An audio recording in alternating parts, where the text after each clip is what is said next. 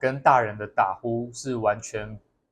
不同的状况。那小朋友打呼是比较单纯的，所以小朋友通常只要看2个地方，第一个鼻子有没有塞住，第二个扁桃腺有没有肥大。其中一个的话，那可能就会造成小朋友打呼的症状。鼻塞的话，就是用鼻喷剂来控制，搭配一些口服的药就可以了。那如果是扁桃腺很大，那腺样体也很大，可以考虑先观察一阵子。如果说到了7、8岁之后，